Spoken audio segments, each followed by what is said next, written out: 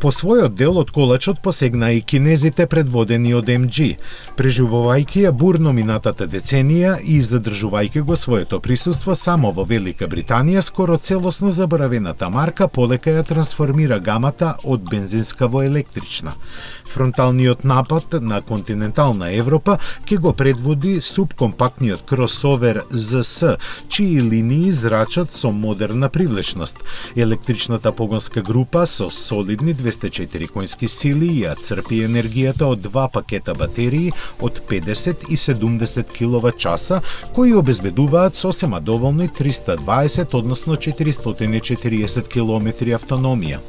Адут му е и цената која за малку надминува 30.000 евра, колку што ќе чини и вториот модел за кој во MG сметаат дека ќе ги заинтересира европските купувачи. Тоа е лани представената втора генерација на MG5, чиј главен аргумент е што е единствен електричен караван кој во моментот се нуди на пазарот. Ке биде опремен со електричен мотор со 156 конски сили и батерии доволни за поминување 400 километри.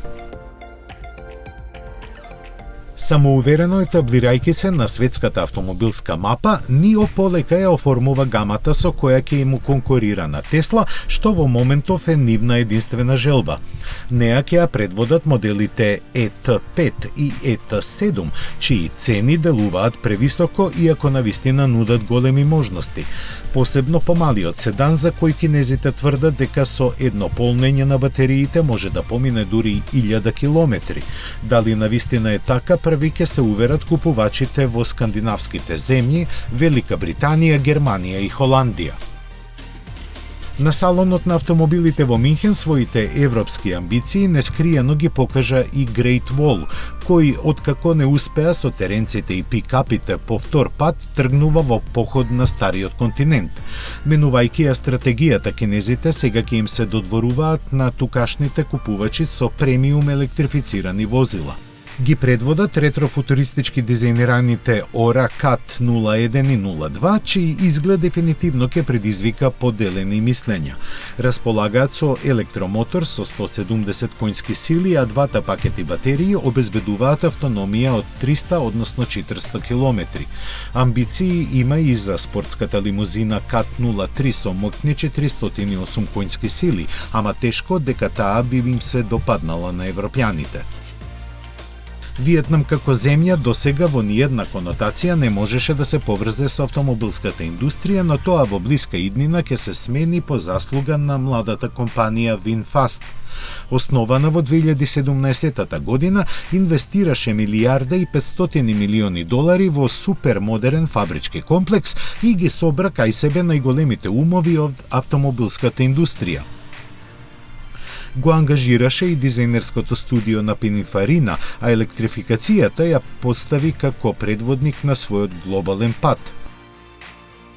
За постигнување на своите амбициозни цели, VinFast ќе понуди повеќе модели со кои ќе опфати разни пазарни сегменти по пристапни цени и со посветена грижа за купувачите со 10-годишна гаранција. Трендовите наложија први да бидат два спортско корисни возила, означени како VF E35 и E36, кои пионерските чекори ќе ги направат со заедничка платформа со батерии вградени во подот.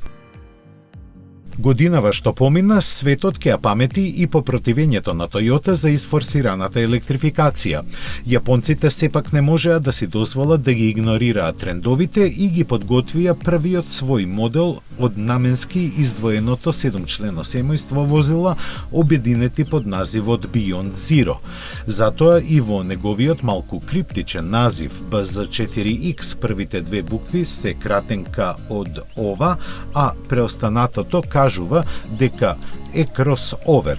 Платформата на која е поставен има уникатна специфичност да користи еден или два електромотора кои ги задвижуваат предните, задните или сите 4 тркала.